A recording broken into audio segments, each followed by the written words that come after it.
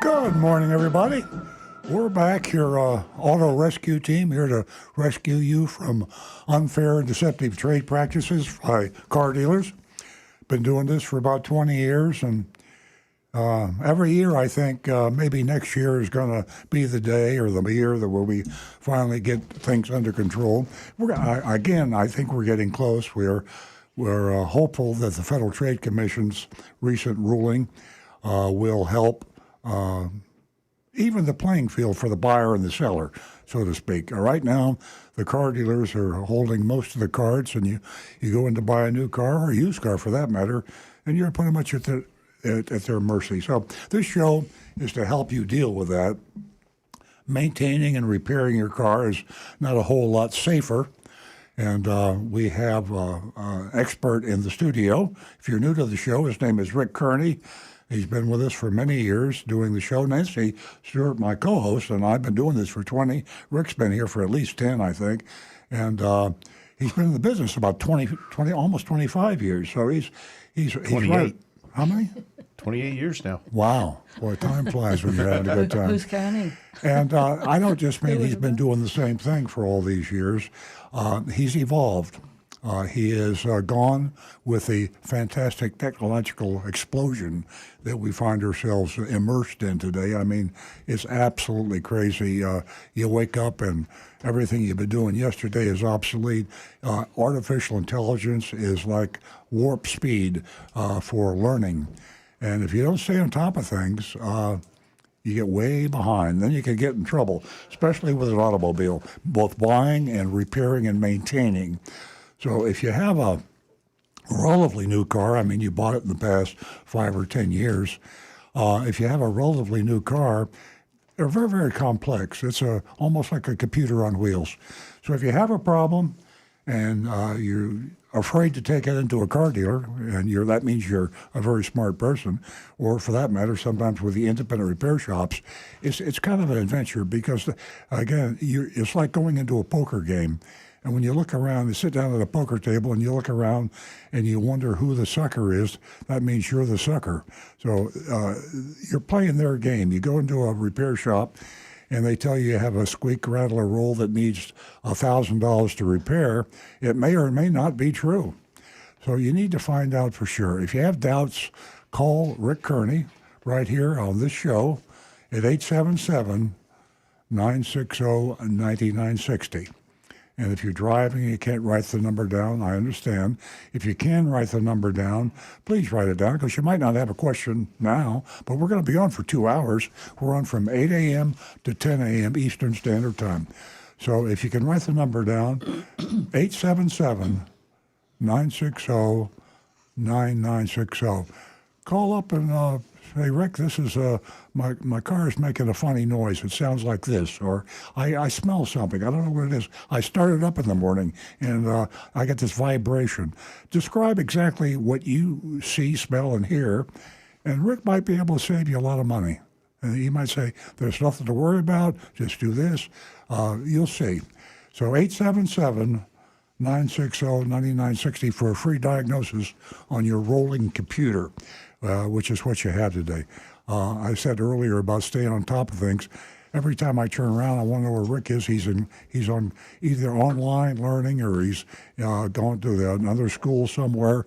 The technology is moving so fast. Now we're getting to electric vehicles. Hybrids was a real learning experience. So we're getting into a lot of things now that you really you either have to be on top of it, or you have to have somebody you can trust. And it's hard to find someone you can trust. We also have a text number. A lot of people prefer the texting. I do. And the text number is 772-497-6530. That's 772-497-6530.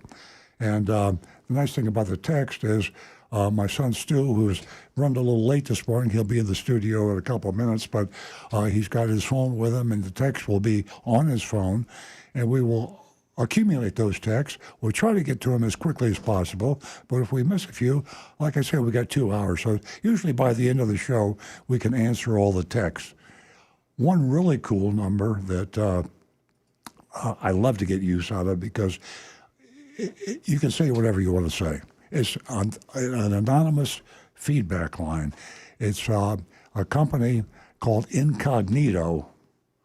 That's the name of the company, and they do this for a lot of blue chip companies, Adobe, Google. A lot of companies use this, and they get anonymous feedback from their employees and their customers. I mean, let's face it, it's like calling a police hotline. You can remain anonymous. People are sometimes afraid to report a crime or talk about somebody that might go after them. You know, they don't need that hassle. So if you want to use our secret line, that anonymous feedback, you go to this URL on the web, youranonymousfeedback.com, youranonymous feedback.com, youranonymousfeedback.com. Tell it like it is. And if you have something, if you got a gripe about me or Rick or Nancy or Stu, let's hear it. If you have some constructive criticism, we'd love to hear that. And if you have some things you want to say about some other people that you're dealing with, you know what I'm talking about. Privacy is a big thing today. And it seems like privacy has really invaded all of our lives. So youranonymousfeedback.com. The interesting thing that we have really a lot of hope about is the Federal Trade Commission's regulations. CARS is the name of the regulation. Stands for Combating Auto Retail Scams. Combating Auto Retail Scams. If you haven't heard about it, Google it. Very exciting. It goes into effect, hopefully, July 30th. Now, it's been postponed. And I wrote a blog about this because I was disappointed at first when I found out the Federal Trade Commission had postponed the initiation of combating auto retail scams. And I found out it wasn't the Federal Trade Commission that put a stop to it. It was the federal court in Texas as a result of the actions of the Texas Automobile Dealers Association and the National Automobile Dealers Association. They protested the regulation, and the judge agreed to postpone. So the Federal Trade Commission wanted to go ahead. I was worried that they'd backed off, and I called the Federal Trade Commission, and I talked to my contact up there, an attorney I deal with, and she assured me that they wanted to go ahead, but the judge said you have to put it on hold until I have a chance to review the complaint by the Texas Automobile Association and the National Automobile Dealers Association. So that's good news, and we keep our fingers crossed. I want to introduce my sidekick here, my partner, my wife, Nancy Stewart. She's been with us, been with me for 20 years on this show, and she is a female advocate. She has started out 20 years ago. This was an old boys club. We were a little radio station on CV radio, half-hour show. The only people that ever called the show were the guys. Now, I like the guys to call the show. I mean, guys, they like cars and they're fun to talk to. But half the buyers out there are women. So finally, Nancy has got the women going and calling. We have about a 50-50 thanks to her efforts. And you'll hear a little bit about how she did that. I'm going to introduce her now. She'll tell you about a very special offer that she makes you ladies out there. If you haven't called the show, you want to hear this. Good morning, everyone, and welcome to Earl Stewart on Cars. Thank you for being with us. We appreciate your company, and you make the show.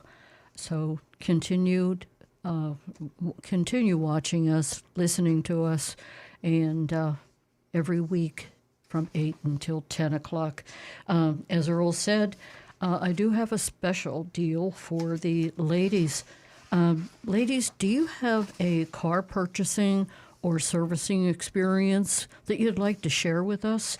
We would appreciate your call.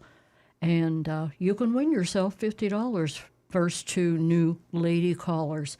Give us a call at 877-960-9960. For everyone else, you can text us at 772-497-6530. And don't forget your anonymous feedback. You can definitely take advantage of that and send us whatever information or questions you choose. That's youranonymousfeedback.com.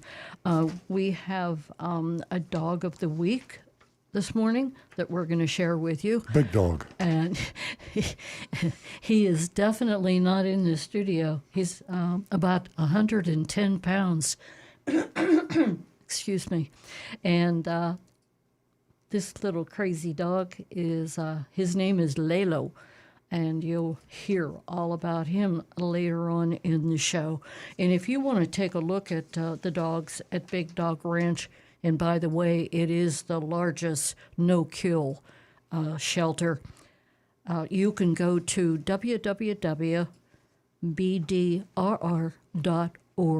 That is Big Dog Ranch Rescue. You can take a look at all the dogs that they have for adoption, and you can kind of take a look around at what they have out there, and it is an amazing place. The dogs just love it out there.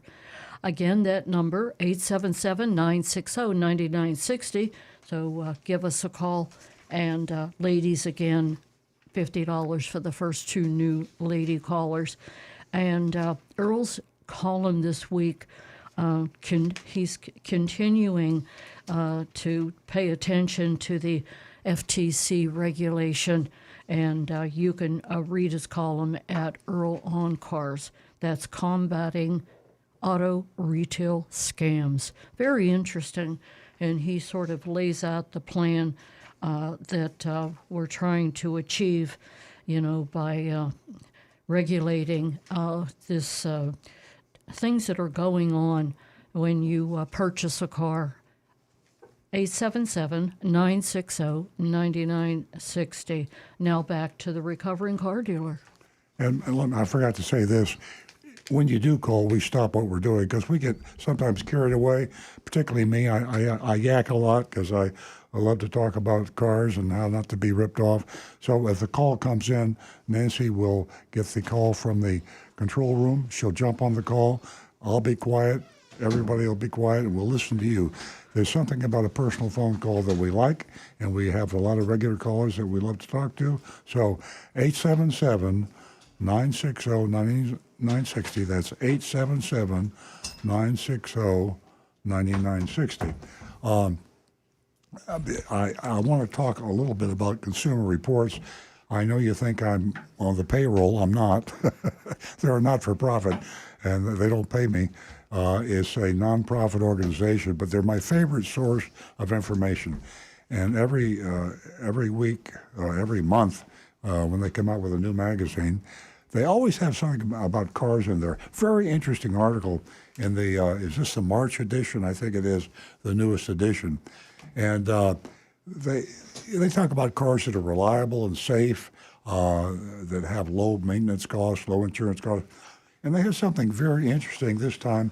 They talked about cars that are really fun to drive. And I said, well, that's interesting because we both know that cars that are fun to drive sometimes aren't safe to drive. We joke a lot about Jeeps, and Jeep is a very popular car, but if you really want to have some fun, look at the top cars that are really fun to drive in this Consumer Reports. You won't see a lot of the cars we talk about and recommend, but it goes to show you that people buy cars on emotion. And that's okay. I mean, if you can afford it and you want something that's a lot of fun, Nancy and I bought a Tesla, a Plaid, the hot rod Tesla, and there's a lot of things wrong with it. I mean, to be honest with you, the fit and finish and a lot of the amenities about cars that you think about normally, but it's a fun car. So we bought the car. So we do the same thing you do, but Consumer Reports, cars that are really fun to drive, good to look at. I don't know if we have any text. Stu just walked in. Oh, yeah. Of course we do. I know we have Anne Marie's text. Oh, yeah. She's a regular.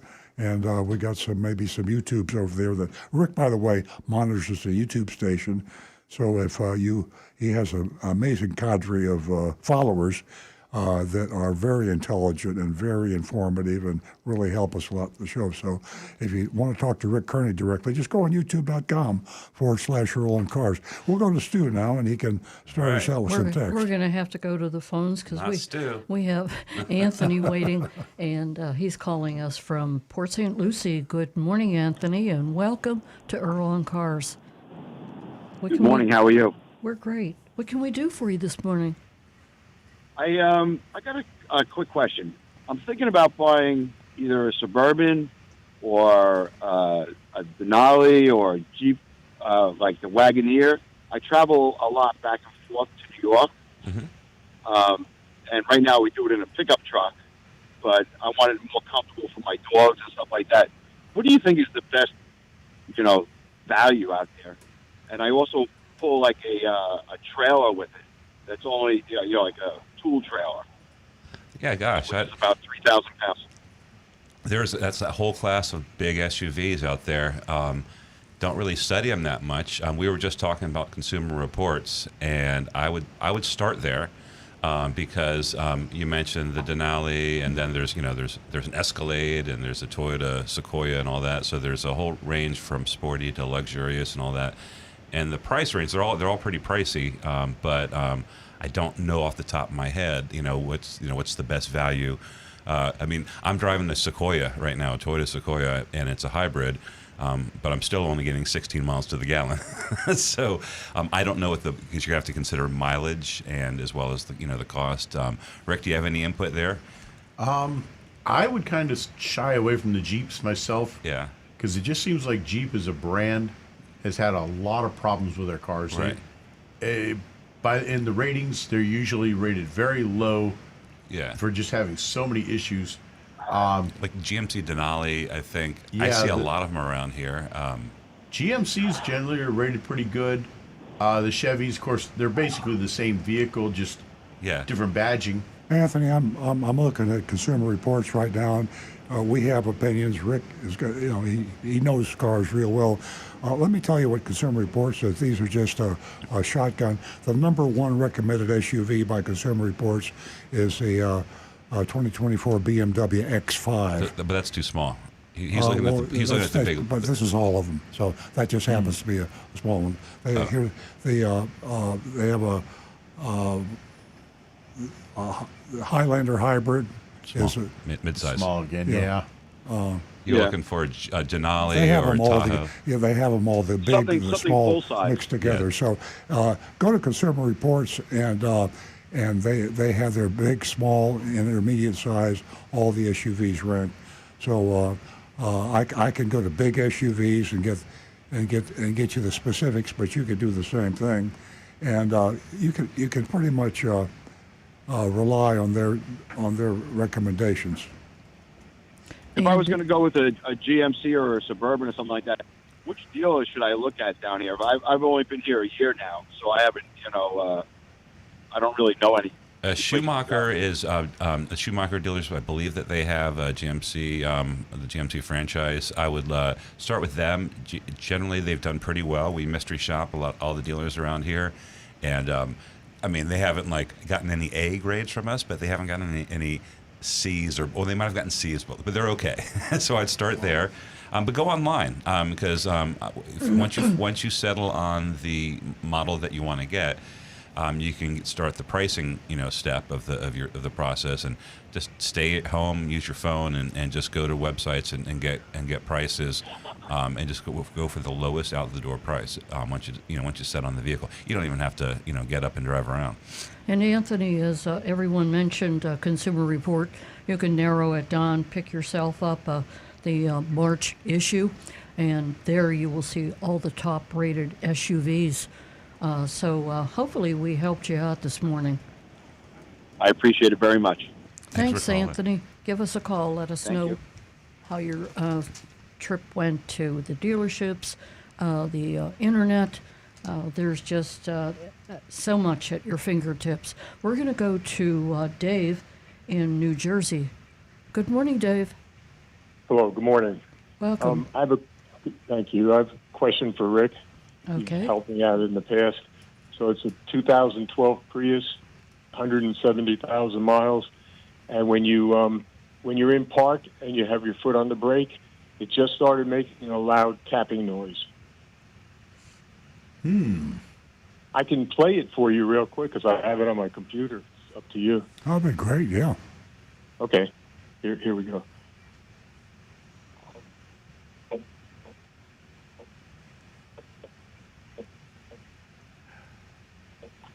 That is most likely going to be the ABS actuator I was starting to have scared some about issues.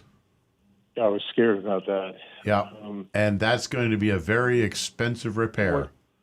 Really? If you're not getting any warning lights at No this warning point, lights.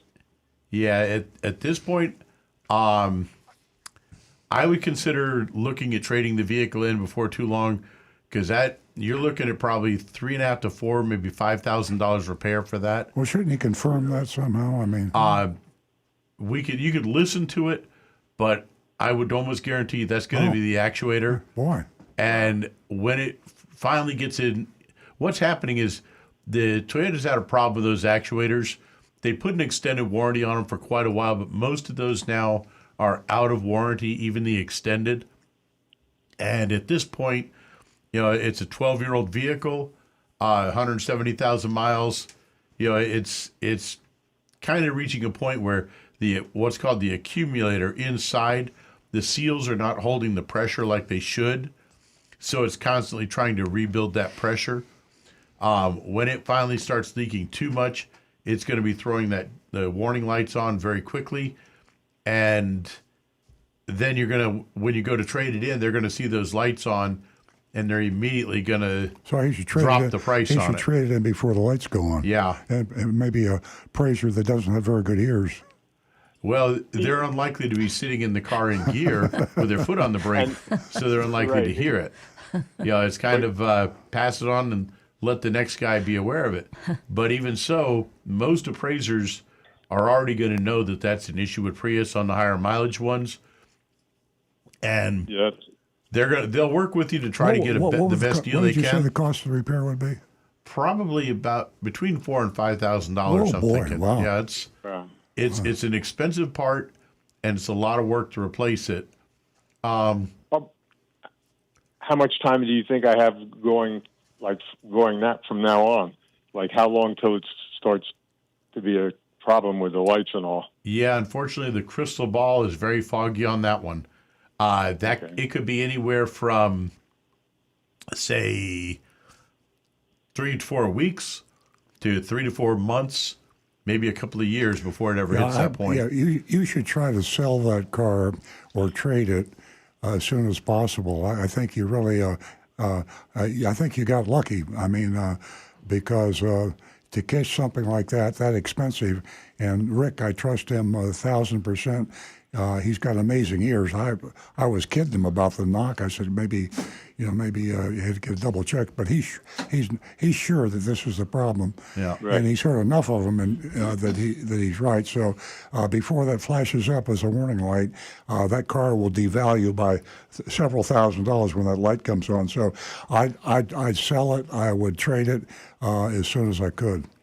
Especially right now, with prices the way they are, and fuel prices too.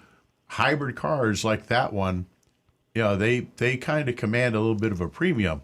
So It's just that. I was going to wait for the newer Camry that comes with a hybrid, which is only a few months. Right. And also, I don't really think the car is worth. Even though I'm the original owner and the motor's perfect, excellent maintenance, the transmission, everything's perfect, but the car has had a lot of body work on it. And not real good body work. So I really don't think I got my money's worth out of it, but I don't think it's going to have any trade-in value. You might be surprised at what they will work with you on that, because then they'll probably wind up sending it to auction, and when it goes to auction, some the buy here pay now lot, they'll jump those pretty quick. Okay. But meanwhile, like I said, right now I really wanted to wait for the new Camry, so if I was going to get a new car, so I would have to wait a little. But I have another vehicle to use too, so Yeah, I understand. see what happens. Yeah. But that's a shame that it's. I Wow, was yeah. scared that it would be that. Yeah. Okay. Rick's ears don't lie. Every so often they work. Yep. Well, thanks Oh, for no, calling, Dave- and let us know how it works out. Sure. Thank you very much, and have a good day. Bye. Thank you, Dave. We're going to go to Sonny in Fort Lauderdale. Good morning, Sonny. Yes, good morning, Nancy. Good morning. Welcome to the show. Are you a first-time caller? Yes, I am. Well, Sonny, you won yourself $50 this morning. You're the first new lady caller this morning. If you stay on the line after we're finished talking, you can give Jeremy your information, and he'll pass that along to me so that I could send you that check. So what can we do for you this morning? Okay, I bought an Acura. I was just trying to see here. It's a TLX, okay? I really like the car. So I thought, well, I'll treat myself. I sold my Camry and I bought the Acura. It had 23,000 miles on the clock. And it was about 5 weeks ago I bought it. And I have a vibration. It's a slight vibration, and it's a little bit worse when I put the AC on. So I talked to the mechanic at my nearest Acura dealer, and I had to leave the car there all day, and they said they put it up on Up on the ramp. wreck? Yeah. Yes, and they said they couldn't find anything wrong with it. And I said, well, did you take it out for a drive? And eventually they did. They took it and they said they couldn't find anything wrong with it. So I said, well, did you try turning the AC on? Anyway, it went back and forth, and eventually they said, oh, yes, we realized, but it's just a normal characteristic of the car. So I said, normal? I said, I just sold a car that's 15 years old. It never vibrated. And this car's vibrating. It's only, it's only 4 years old. 3 years old, I guess. It was in 2020, and I bought it. I think Rick can answer your question. Unfortunately, the first thing I'd be looking at is maybe a motor mount might have started to get a little weak, because the motor mounts are like big metal pieces with rubber mounted inside that holds the motor, so that when the engine's running, the vibrations of the engine are kind of insulated from the rest of the car. But sometimes those mounts start to get a little weak, and you can't really see anything, but it lets it settle closer, and they'll transmit that vibration feeling a little bit. Unfortunately, most of those are going to be a 3-year, 36,000-mile warranty item on most cars. The motor mounts are? Yeah. That's crazy, because I know it's not the engine and transmission, but it's so integrated with part of the, the whole engine assembly. The problem is that most manufacturers say it's any part that is internally lubricated is by under the 5-year. oil is under the engine drivetrain. Yeah. But if it's not part of that, then a mount is really considered a 3-year item. The problem is when you get a vibration like that, which you're driving the car all the time, so you're very sensitive to it. Whereas the mechanics, we're getting in and out of cars, 10 cars, 12 cars, 20 a day maybe. And so those vibrations that we feel in one, yours might be on one end of the spectrum that you notice it, but we may feel that same vibration in a bunch of cars that are much, much worse. And so it may be just, you might want to wait for a while to see if it gets any worse. And if it does, then maybe they can narrow it down to what that would be. But I would guess that a motor mount, unfortunately, like I say, they can be a little expensive to replace just as a guess item. And that's one of the things that I shy away from it. I don't like to say, hey, maybe this is it, because I don't want you to spend your money on a guess. I want to be able to say, yes, this is definitely what's wrong, but sometimes it can be very hard to narrow it down 100%. The car is certified. It's pre-owned certified until 2027. Would that, if it was a motor mount, would that be covered? You'd need to check the paperwork on it, because some manufacturers will cover those on the CPOs, the certified pre-owned. Others, that certified portion, the warranty only covers, again, the drivetrain. So that's something you'd want to check the paperwork. But if it does show that motor mounts are covered, then I would ask them about it, and it would certainly be worth a try. Yes, I mean, actually, my neighbor suggested that, and I said it to the technician, and he said, "No, we've checked, everything is fine." They kept saying that's a characteristic of the car, and it really does vibrate because, I've had it now 5 weeks, and I noticed it within 2 or 3 days of driving the car. Unfortunately, not the first day, but as I said, my neighbor drove the car on 95 because I didn't want to take a 95, and he noticed it. And it's not something that you could really miss. Now, is it something that you feel only when you're driving down the road, or is it when you're sitting still as well? Yes, when I'm sitting still, I can feel it on my feet, and the whole car vibrates. It's not the steering wheel; it's the whole car. Yeah, because if it's only when you're driving and at higher speeds, then it might be a tire out of balance. But if you're feeling it all the time like that, yeah, I would begin to look at the motor mounts. But like I say, unfortunately, there's usually 3 to 4 mounts, and it's hard to narrow it down. And a lot of the extended warranties on those, warranty companies have been cracking down like crazy, all the manufacturers. And for the technician, if I replace a part and we send it back under warranty, which they call for those parts back and they inspect them, and if they look at that part and they say, hey, there's nothing wrong with this part that we can see, they will kick the claim back and say, we're not going to pay you. And then the dealership doesn't get paid for it and the mechanic doesn't get paid. Sonny, did you say that you only feel the vibration when the air conditioner is on? It gets worse when the AC is running, yes, that's correct.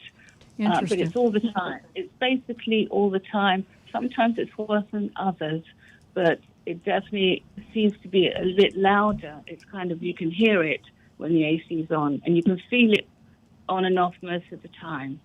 But as I say, you can actually hear it, the vibration, when the AC is on. Well, Sonny, I hope that Rick was able to, put some light on the situation, and you'll follow his. I would even have it checked by a different dealer. That's a great idea. Yes, that's a great idea. I was thinking that because I felt like I got the runaround. Yeah, exactly. 2 or 3, different ideas from mechanics. I think it would be very helpful. Yes. Can I ask one more question? Certainly. Okay. When I bought the car, I have obviously 2 tires in the front and 2 in the back, and they're both different from different manufacturers. Would that cause any problem because they're Goodyear on the back, which I recognized, and then a tie on the tires on the front? I think a Hankook. Hankook, is it pronounced? Yes. Yes. Okay. I'd never heard of those. Would it be because I have different manufacturer tires? Generally not. Hankook is a good company. They're actually installed by the factory on a lot of cars. As long as the tires match on the same axle. In other words, 2 Hankooks in the front, 2 Goodyears in the back is just fine. You just don't want to have like a Hankook and a Goodyear on the same axle, because that can cause a car to pull one way or the other. But as long as they're on the same axle, that's fine. Oh, okay. I understand. I see that. Okay, that's great. Well, that's good to know. That's something that I won't worry about. Absolutely. Sonny, give us a call back. Let us know the problem was resolved. Yes, the outcome. I'm hoping I'll be able to find out. Yes, and it won't be too expensive. Thank yes, you, definitely. Sonny. Thank you so much for calling. Thank you very much. Well, I appreciate it. Thank you. You're welcome. 877-960-9960, or you can text us at 772-497-6530. We're going to hear from Stu. Just real quick, for Anthony, who had asked about the large SUV, I did track it down on Consumer Reports, and we hate making commercials, but hands down, the best large SUV is the Toyota Sequoia in every category, including the overall, including mileage, reliability. So there you go. And they're all in the same price pocket, too. They're all priced between the what's 60 the 80. numerical score? Do you have that on your screen? It's not that great. It's in the green. It's 61 in the light green. Every other large SUV falls in those questionable, iffy categories. That So there you Sequoia is big. It's big, and none of them get good gas mileage. So if you're thinking about No. getting gas mileage, forget about it. Even the hybrids. Okay, we're going to hear from Stu and Rick. They've got some Oh yeah. texts. Just and about to get you- to Anne-Marie's, yeah. Anne-Marie says, good morning. I've got a few questions about tires this week. Number one, can you just repair a tire if you pick up a nail in the tread of the tire? I'm quite aware that if you pick up a nail in the sidewall, well, just kiss that tire goodbye. Number two, the question is, can you buy one replacement tire, or do you have to buy all four tires if the vehicle is either front or rear wheel drive? And number three, if you have four-wheel drive or all-wheel drive, would you have to buy 4 new tires? Thanks. And once again, that's Anne-Marie's question. So let's start with Rick. The first question, can you just repair a tire if you get a nail in the tread of the tire? The rule that I was taught and that I go by is when you look at the tread of the tire, look straight down at it, the two outermost treads, the one to the inside and the one to the outside, if the nail is in that section of the tread, I will not repair it. Because it's too close. It's too close to the sidewall. It's too dangerous because of the curvature of the tire inside. If it's in the groove between those two, depending on how it went in, if it went straight in, I call it safe. Okay. If it's angled towards the edge of the tire, safe. again, no. And if it's on any of that intersection, as long as it's not a huge hole, I will safely So to repair summarize, that tire. basically, if it's on the sidewall or dangerously intruding towards that area, it's not going to repair it. If it's safely in that section on the ground, touching the ground, then you will. You're talking a patch and not a plug, right? Right. Plugs are actually not considered a safe repair anymore because of the damage that it can do to the steel belts in the tire. An internal patch is the best way, and it should be done by someone who's been trained properly how to do it, because you can damage a tire when you're trying to scuff the inside to repair it properly. Messing around with it. Okay, so the second question is, can you buy just one replacement tire, or do you have to buy all 4 tires? That depends upon the condition of the matching tire on that axle. Okay. So if you're working on, say, the right front tire and your left front tire is close to brand new, yes, you can certainly put a brand new tire, just one. And if it's, say, anywhere up to about 75% to 60, 75% of tread, I will still go ahead and feel comfortable Just putting a with new one. tire with an older tire, as long as the brand and the model are matching. Okay. Because if you get unmatched tires on the same axle, you can create a pull to one side or the other. Well, Sunny had mismatched tires too. Was she concerned with But that? hers are On the same axle. both on the same axle. So Okay. she has matching tires on each axle. So that's fine. Last question. Well, Anne-Marie was distinguishing between rear wheel drive It and front really wheel. makes no difference there. Okay. As So long Anne-Marie- as you make sure that the tire is the correct size for its position. Because there's some cars out there even we were talking about that last week. your front tires are different size from the rear. So you got to make sure it's the proper size tire and that it matches the other tire on that axle. The vast majority of people don't have that situation with different size. front Very and rear rare tires. anymore. Very rare. Mainly high-end performance type of cars. Yes. Yeah. Okay. And Anne-Marie, you can pick yourself up the February edition, and they have all kinds of information about tires, and if you have to replace them. Consumer and- Reports? Consumer Reports, correct. If you're replacing a single flat tire and the repair shop tries to sell you 4 new tires, don't assume they're out to cheat you because they really advise replacing all 4. Well, and that, of course, is going to depend upon the tread depth of the tire remaining. And bear in mind, folks, although those run flat tires sound like a great idea, if you get a puncture in a run flat tire, it has to be replaced. Yeah, and they talk in the Consumer Report about the checking that depth thread. It's very important. Yep. Okay, Stu. All right, we are. We have John. We got John. We don't have John's any more calling text. us from West Palm Beach. Good morning, John. Hello, good morning. Good morning. Welcome. Thank you. Want to first start off with, continue with tires, but it go a different way. Have a 2003 Avalon. My daughter drives it. The tires had became low on air, and as I was filling them, I started on the driver's side front, worked my way to the driver's rear, then the passenger side rear. Filled that one up, and as I filled it up, I started to fill the front tire passenger side, and all of a sudden, water started dripping from the door pillar. And I know there's drain rails that collect water, and they didn't, but the water didn't start flowing until I had filled up the tires. And is there a drain? I don't even know what you call it. Like the drain rail that would go to the center pillar of the car to get rid of the water that accumulates in like all the crevices in that. Like I said, it didn't drain until I started filling the tires, and I did that counterclockwise. Just not a habit or anything. Probably coincidence, and maybe as you were filling the tires, you're going to change how the car sits just by a little bit. But there's several different places that are going to drain. Of course, you got the air conditioning drain. That's for the condensation that builds up on the evaporator core inside the car. If you have a sliding roof, there are drains for one on each side, and some of them have drains in the back as well. The other thing is there's holes in the bottom of the doors because the rain that comes down and hits the car goes past the window, and that belt molding, that's only there just to reduce the amount of water that gets in and to try to keep dirt and leaves and other debris from getting inside the door. So there are drains in the bottom of the door that when you shifted the car a little bit, as you fill the tire, it's going to maybe change how the car's sitting by raising it up just a little bit.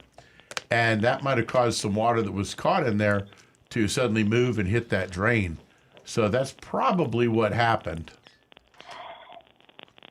Okay, and then just for the people who believe in nitrogen in their tires, which is me, when I filled my tires, I filled them with helium, so it's get better gas mileage because the car is nicer. Your car will float now. Yeah, bounce down the street. Myself, it saves gas. It saves gas. Yeah, myself, I like to use hydrogen. Oh, boy. Because then all I have to do is disconnect the valve stem and I can run it in the engine too. And then, just one last thing. For the, I'm getting ready, tread that, I'm not getting ready yet because I still got mileage on. But for those that have Teslas and they're only getting like 20,000 miles out of their tires. One of the recommended things was when you go to replace the tires on a Tesla, because of the weight and low center of gravity, you want to go with a tire that has the LT rating, and you'll get more mileage out of it. Well, John, thanks for that information. So, anyways, that's it for me. Give us a call again. Very interesting. Good luck Always. with your tires. Okay. Thanks. Give us a call, 877-960-9960. Or you can text us at 772-497-6530. Don't forget youranonymousfeedback.com. We are going to go to, boy, the lines are really lit up all of a sudden. We're going to go to Frank in Jupiter Farms and spend a brief time with him. Good morning. How are you, Frank? Hey, good morning. Okay, I was just I didn't know you had anyone else following that gentleman. Good morning. It's always great hearing your show. And I got thank a you. litany of stuff. After that guy just spoke about the nitrogen in the tires, you probably heard what they use nitrogen for nowadays, right? Oh my God, yes, they do for Okay, executions. we'll leave it at that. We'll leave it at that. I don't want to get too many people shook up. But I like that idea about the different gases in your tires. And also the tire wear, it reminded me I guess it was about 2 years ago. Anne Marie and I were looking for a new car for her. We looked at one of the BMW M models, which was really quick and fun to drive, not probably as much fun as your Plaid, but nevertheless a fun car. And I noticed that they already had new tires. And they said, oh, yeah, the tires only last about 8,000 miles with this model. Oh, my gosh. I go, oh, well, so much for that. So we passed on that. We didn't want to go into tire business. What was And, Rick saying? The Hellcats, like 4,000, 5,000 miles, the tires? Oh, yeah, it's crazy. But on another item, when your dad was talking about Consumer Reports, I actually had the March issue just sitting here. I never looked at that much. I mean, the project canceled. I should read them more. But they were talking, about the cars, and I was looking at that, and that was interesting. So I heard that on the radio, so now I can actually read my magazine. But here's something. I was at a rehab center last week for my knee, or maybe earlier this week. It was this week. And the road shut down, of course, because the president was here. I mean, the road and the traffic, it was just horrible. But as he was leaving to go back to the airport, these Harley Davidson motorcycles were zooming by in almost like triple-digit speeds. And one of the guys there, he says, I drive a bike and stuff. And he said something I never knew existed. You can get an airbag for your motorcycle. Are you familiar about that? Inside the helmet?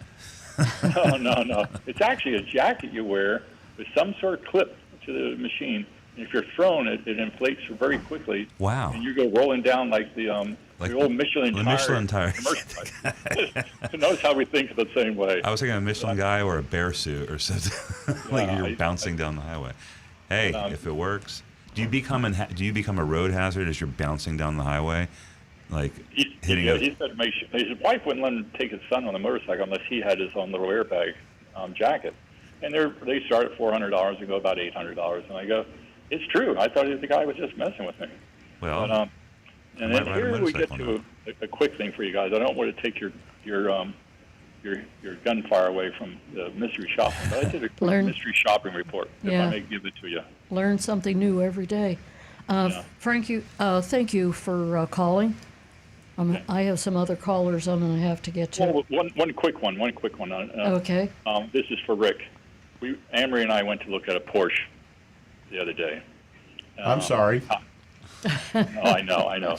But listen, I said, about you guys, about the extended service warranty, how they were talking about the fees where BMW was $200 or $300. Do you know what the service charge is at a Porsche dealership? In the shop, it's 20% of the charge. $517 per hour. That's just the service. Oh, that's their hourly rate. Yeah, that's their hourly rate. Oh my goodness. One more reason not to buy a Porsche. No, we walked. That's more than my psychiatrist. Okay, we'll talk to you next weekend, guys. Have a good Thanks, one. Frank. And I'm glad we could encourage you to open up that March edition of Consumer Report. Yeah, no, I'm actually going to read something this week. A lot of information in there. It'll help you out. Thanks, Frank. Have a good one. Have a great weekend. We're going to go to John in Palm City. Good morning, John. Welcome to the show, John. Good morning. Good morning. Not only South Florida, that's the land of auto scams and shady car dealers. In the Orlando News, ABC and NBC, was the exposure of a dealer called FSD, father, son, and daughter, in the Orlando area. The owner was Steve Phelps, and he owes over $4 million, handling high-end cars and hot rod cars. And he was exposed first by a man with a 56 Chevy that lost $50,000. The car disappeared. But he declared bankruptcy now. So anybody that's stuck, their case is against him. And he also, on his property that he opened a wedding place for weddings. But they checked into that, and it's under somebody else's name. But I just want to point out that that's not the first time that happened. Right here in Martin County in 2016, the sheriff himself of Martin County arrested Craig Danzig. That's right. That was a terrible scandal, and he went to federal prison. He had 51 grand theft charges against him. Again, handling consignment cars, not paying the people. So it's really a warning to anybody, I think, that never leave your car on consignment with any dealer or anybody, because when it happens, you won't even collect insurance on it. Yeah. It's considered a case against the person, even though you held the title, and they come up with duplicate titles and other crooked paperwork. So it's a lesson to people. I say never, never leave a car with anybody, especially a dealer. Especially in Martin County. Well, anywhere, and especially. Unbelievable. Because the car will disappear. They won't even know where it is, and you won't get paid, and your insurance will not declare it as a stolen car. So Well, it's just a John, we warning. had just open confession. We had a situation, I remember a long time ago, like 20 years ago. Someone had abandoned their car, and it sat on a lot for a couple of years.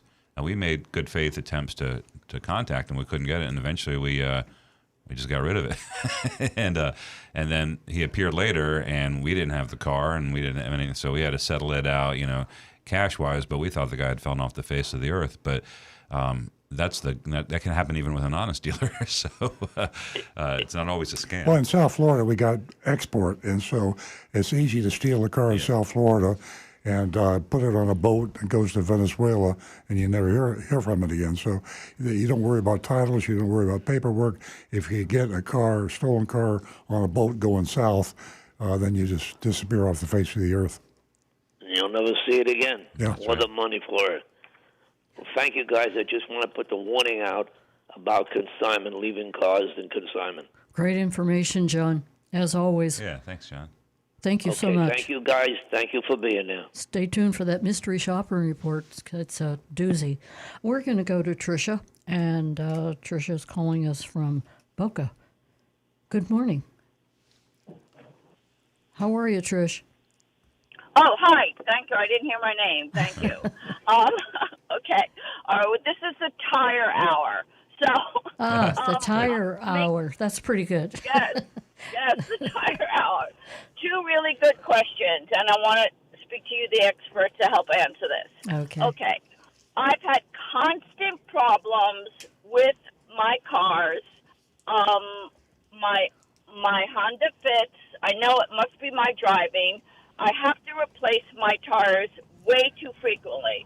So finally I was told, get your alignment, which I've gotten, get a more expensive tire. This discount tire told me, and it will last longer.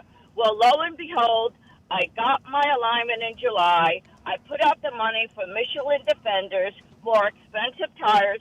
Guess what? It's already worn out after 10,000 miles. Yes, I do drive a lot, 2,000 miles a month. Most of my driving is street driving, stop and go, left and right, so probably wears it out. Why is this happening to me? If it's a cheap tire, expensive tire, they wear out way too fast. Describe the wear to Rick, and he can tell you. It's on the. I was told it's an alignment issue because it was on the outside, my right front on the outside of one of them, and then on the inside of the other one. Now, I went to Honda. They said, I said, you didn't do the alignment right, because that's what Discount Tire said. Oh, well, you hit a bumper, you hit a pothole, you hit a curb, blah, blah, blah. They're going to wear out. They always say that, it can wear out the next day. I said, well, I'm sorry, these are expensive tires. I don't care if 10,000, they should last a lot more than 10,000 miles.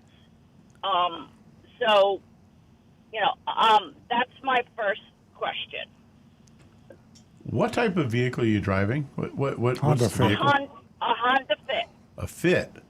Okay, those Yeah. aren't really big, because one of the issues that I've noticed with vans, trucks, anything that has a higher center of gravity is the right side tires will generally start wearing on that outer edge, and it's normally because of doing a lot of turning and cornering. When you're doing the left-hand turn, usually you're going quite a bit faster than doing a right-hand turn, obviously, and that makes the car lean to that outside point, and it puts a lot of pressure on that outer edge of the right side tires and wears them a lot faster.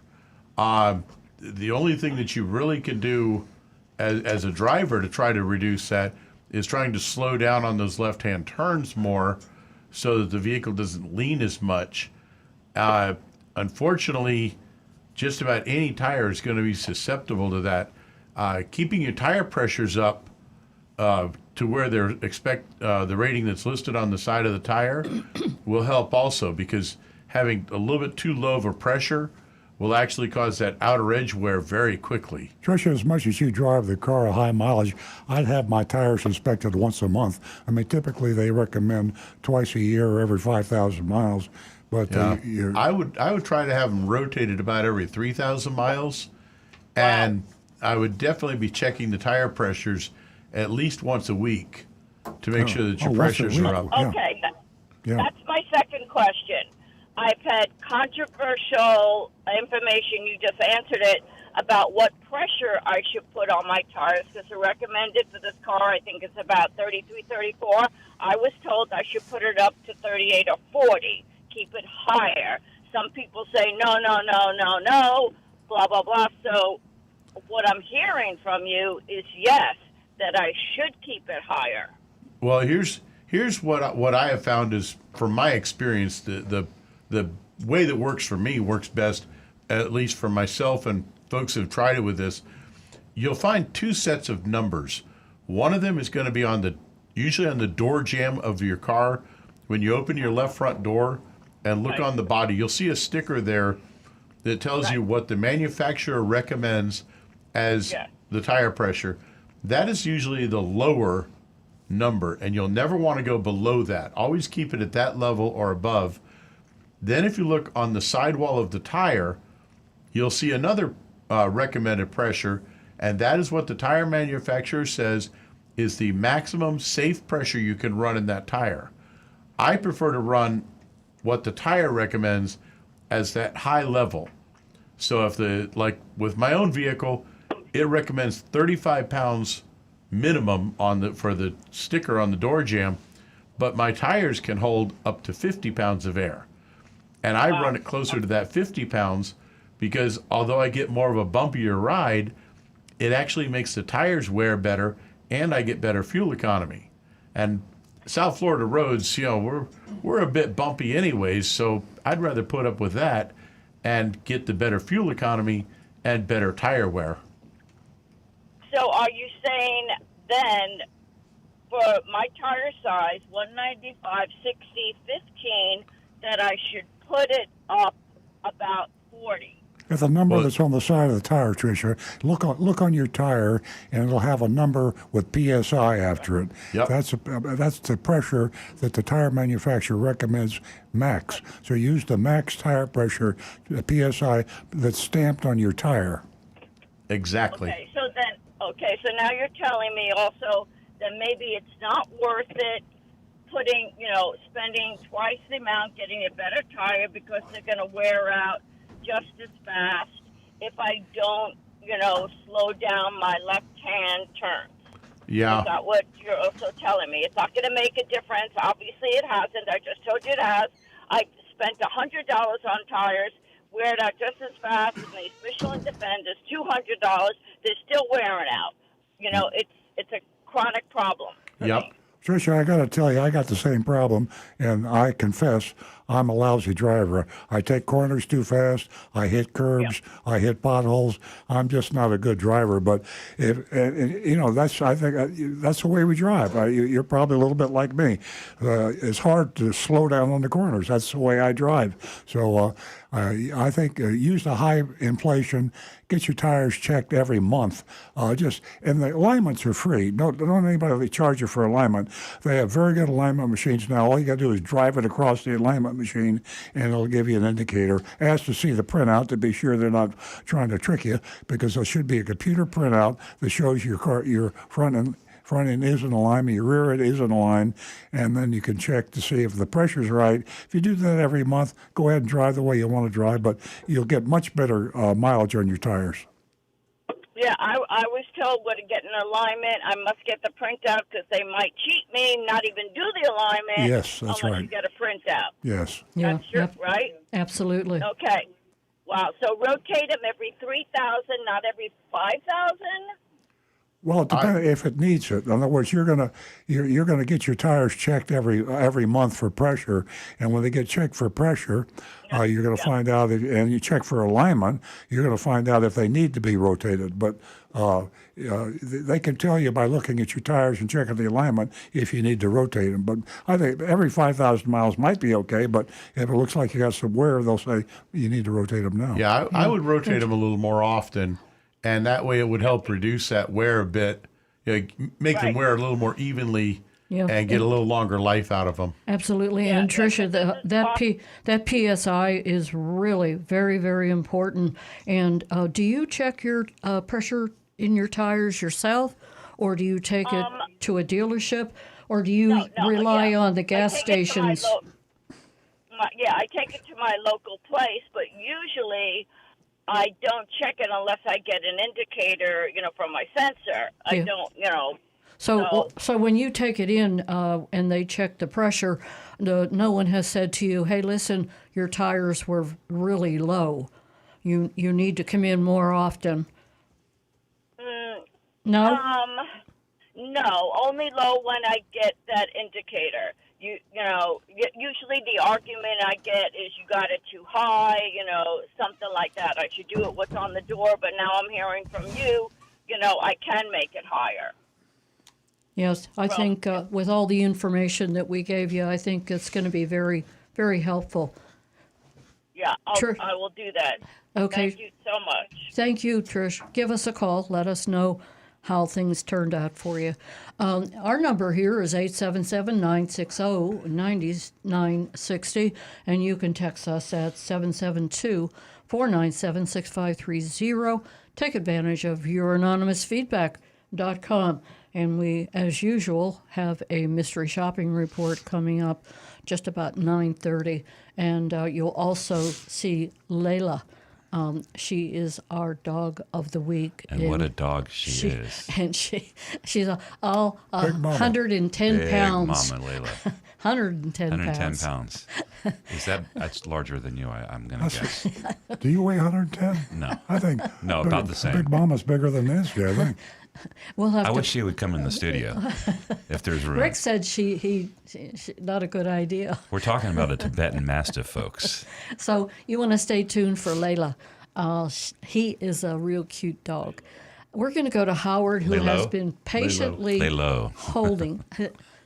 Is it Laylo? Lay low. Laylo. Here comes Laylo. Hi, Howard. Welcome. Yeah, thank you. Thanks for taking my call. I really enjoyed that conversation you had with her, and it was never ending. But it's okay. My question is this: a friend of mine called you up, and he said he has a Subaru Legacy, and his rear brakes wear out much faster than front brakes. So Rick told him that it shouldn't be. The front brakes should last much longer. And he went to the dealer, and they said, no, just the opposite. The rear brakes wear out faster on this type of vehicle because I don't know exactly how he explains it. But, Rick, I want to know what's the story? Why is the dealer telling you one thing and the facts are another? Unless they're running that vehicle in reverse all the time. That's it. There's something Tell weird your going friend on to there. quit driving backwards all the time. Yeah, because every single vehicle I have ever seen in my life with four-wheel disc brakes, when you look at the size of the pads for the front and compare them to the size of the pads for the rears are between half and two-thirds the size of the front brakes because the fronts do traditionally about 70% of the stopping power. And it's just physics is all it is, because when you step on the brakes, the momentum of the vehicle, the weight, the center of gravity is moving forwards. And all that weight is being pushed onto those front brakes, and the rear brakes at the rear end of the car actually rises up a little bit, and this gets even more pressure on those front brakes. So the front brakes need more power to stop the car. That sounds almost like their metering system in their brake system, for some reason, is giving more pressure to the rear and not as much to the front, which makes the rear brakes have to work harder.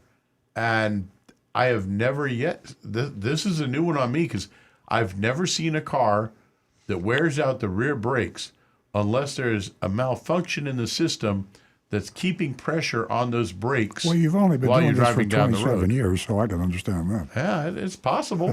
I mean, hey, but yeah, that I guess this is my day for learning something, because that is definitely a new one on me.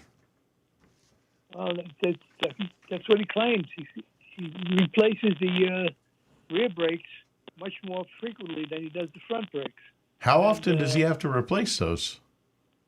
I think every 20,000 miles. Oh my gosh. Yeah, there's something wrong there. Yes. I think he should go to a different dealership. I definitely think so. Something is keeping those brakes applied. And one of the questions that I would ask this person, how many feet are they using when they drive down the road? Because a lot of us way back in the day were taught, unless you're driving a stick shift, your left foot, they always taught you to hover your left foot over the brakes and use your left foot for the brake. And you can always recognize this sort of person on the road ahead of you because their brake lights keep coming on. But every time you're stepping on that brake just a little bit, it's applying fluid pressure, and it's trying to apply those brakes, and it will wear them out very quickly.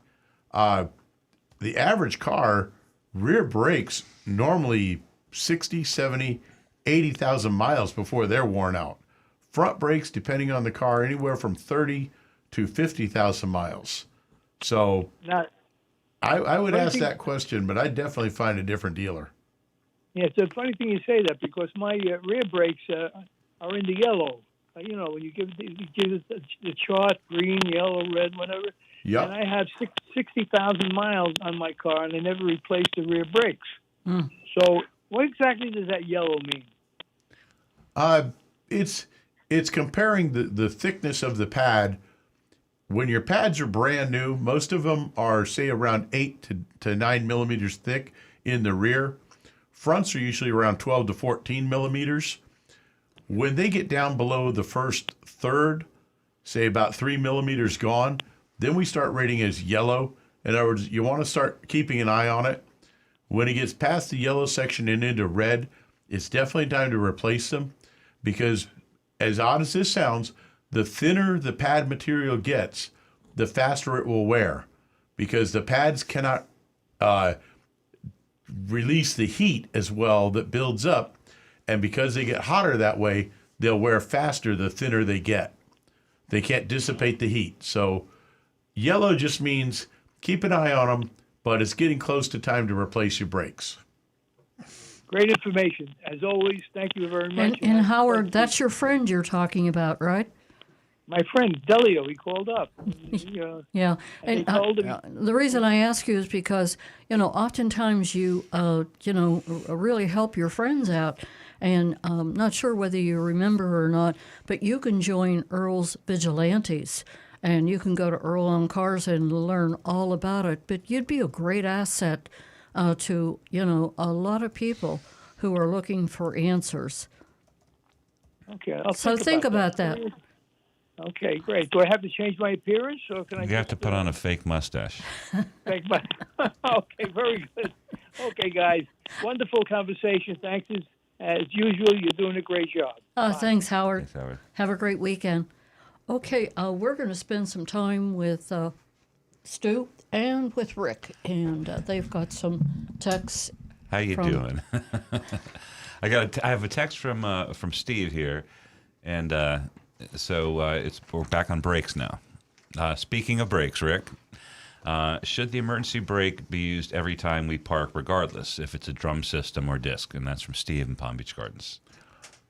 Nah, you don't need it in Florida, really. Unless you're on a hill. The emergency brake, Earl's driveway. which is known actually We're as the worldwide. parking brake. Remember, we're worldwide. Yeah. Well, if you live in an area In Nepal, you that want has to use hills, you and definitely. you're parking on a road that has a grade to it, that has on a hill or a mountain, then you'll want to use the parking brake. Mm-hmm. This is to help keep your vehicle from rolling when when you park the car. For people who are trying to avoid having their cars towed, like people who like to illegal park or avoiding a repo man, does putting the parking brake on make it more difficult for the tow truck driver? Absolutely, but they're still going to get your car. Okay. I'm just helping. We have all sorts of listeners in the audience. It'll make it more difficult, but if they want it, they're Right. going to get it. Okay. I always put my parking brake on Knob Hill. I always put my parking brake on. In Yep. good old San Fran. Your driveway is very steep. I felt the need to put a parking brake on when you pull up. I guess it flattens out once you get into your garage, but the approach is a good 30 something degrees. Yeah. And of course, if you're driving a manual transmission, a stick shift, Leave most it in gear. people will leave the in gear Yeah. to keep it from rolling. But the parking brake's a good idea then. Yeah, I remember it's a shame that all these the younger generations are not learning the joys of driving with a standard transmission. There's you could start your car if your battery's dead with a standard transmission. Yep. You can, like you said, use the engine actually in the transmission as a brake to hold it on the hill or slow down. It was really cool. Well, you can engine brake with an automatic transmission. That's true. You got it. Just by shifting I in the do lower that. gears there. I do that all the time. Yep. My kids think it's weird, but I do it. Like sometimes you don't need a brake signal and alert everybody. You're just slowing down a little bit to get into a spot or something. So yeah, I downshift quite a bit. Yep. Who's talking to you over on YouTube, Rick? Oh, we've got quite a few here. Let's go through a few of these. Roll back here a little bit. Cliff's Picks has an interesting question here. He says, what happens if you pay for a car, new or used, and the dealer or the lot does not turn over the title in Florida? Call the police. Ah. It's illegal. Yeah.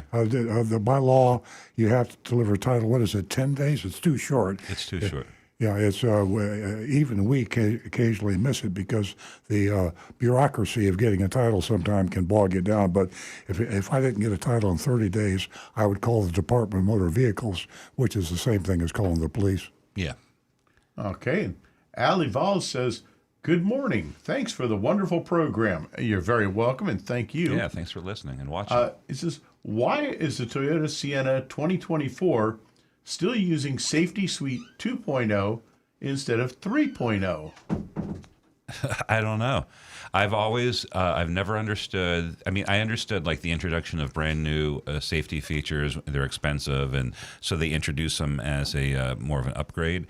But in recent years, Toyota and the other manufacturers, put a big emphasis on safety, which is great. Toyota's system is the Safety Sense, and they introduced them to models, but not always at the same time. So I would imagine the Sienna will get it, but why they don't have it now, who the hell knows?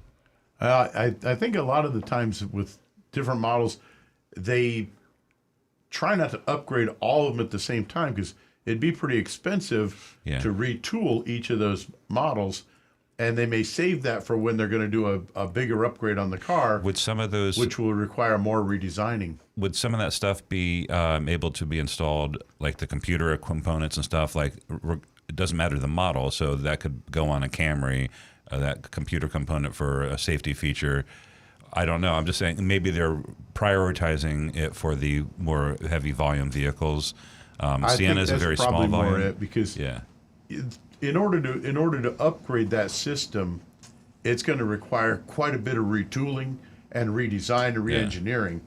So if they've already got that all set for the one, they may plan for it when they're going to redesign the entire car. Yeah. I was just thinking, usually the plans for a new car is can stretch out years, and that new hybrid Sienna came out in, I think, 2020, and we had Safety Sense then, but anyway, it's always a mystery sometimes. Yeah, sometimes we just don't know why they do what they do. I got a text from Frank in Jupiter Farms. It says, quick question in regards to tire pressure. All of our cars and pickup trucks have the ability to read tire pressure from the dashboard display. That might be a good suggestion for the lady who called in earlier. What are your thoughts on that answer? Yeah, that's one of the new developments. Tire pressure systems when they first came out, all it could do is turn on a light to tell you one of them is low.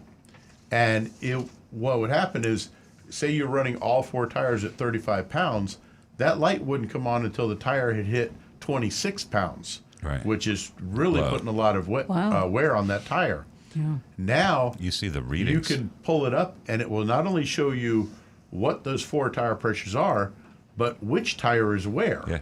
Why isn't it technically feasible to build a car that would automatically inflate your tires as needed? Yeah. I mean, all you need is an air pump, and you got the sensor, and you would never have to get your tire pressure checked. The kinetic motion of the car could compress the air needed to put into the tire. Well, they've actually had that system on a lot of military vehicles, but it's rather a complicated system. And of course, you've got to be able to hook up. Because it's military. Yeah, but you got to be able to hook up a hose to the tire that is spinning. That's a trick. So that makes an interesting trick. Now you've got a wheel that has to have extra systems built into it to be able to hook an air hose to it so that it will be able to fill that I didn't thing. say it would be easy. I'm just saying. Or cheap. It's not cheap at all. But for the same reason that we can't build cars with bulletproof glass in all of them, because of the expense. You know, I think we just go it's back. too heavy. We need to go to your original wish, which is just a Mars rover tire that doesn't get flat or wear down. You know, I like the idea. Those mesh ones that the metal composite. They've actually begun working now on tires for off-road vehicles, quad bikes and the like, where it's a printed tire that has only a honeycomb form. It compresses and no air whatsoever. Right, but it compresses like just like a real tire and doesn't wear the same. And this is something that you can actually have retreaded, so you're not replacing the tire. So you can put the air in as the tire. the rubber wears out, you simply add more tread on it. The air could go in the tire when you stop. No, but you still got to have a hose hooked up to it. No, you have it would it'll be settle down internal. All right, we're getting. We're trying to invent We're starting something to get here. silly. Let's move on. Let's get another I question think here. probably easier to go to Consumer Report. They've got a lot of information in their February edition of Consumer Report. They've got the top rated tires. They talk about inflation, which tire to replace. So there's a lot of information there. We're going to go back to the phones. We're going to talk to a regular caller, and he is from West Palm Beach. And I'm sorry, he's from Boynton. And that's Roadrunner Steve. Good morning. Beep, beep. Good morning, everybody. Meep, meep. Good morning. Okay. Well, last week I started laughing about the tire conversation that was they were talking. I couldn't get through in time. Oh, boy. On my 69 and 70 Barracuda, I had L60s in the back and E70s in the front. Because that was the cool look. Is that How much? right? What was the difference in size? What? The rear tires were L60s and the front were E70s. E70s. Yeah. That must I had look to real put cool. I had to put shock extensions to lift the back of the car up so the tires wouldn't rub on the inside of the fender walls in the rear. Okay, now I got a question about my Roadrunner. So we need to put our thinking caps on. All right. Okay. When I'm driving fine. When I come to a light, all of a sudden the idle from 750 starts going down, down, down, down to where the car wants to shut off. I got to put it in neutral, hit the gas, and stay in neutral.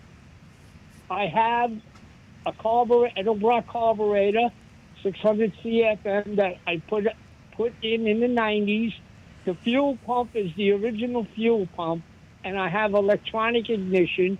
I use ethanol gas, and I put an octane booster in there, and sometimes I put that stuff to get the water out of the gas, or sometimes the car sits with that. Any ideas? I'd be checking the vacuum lines going to the throttle plate. Carburetor? Yep, because if you've got a vacuum leak there should be a vacuum line there that keeps the throttle plate open just a little bit.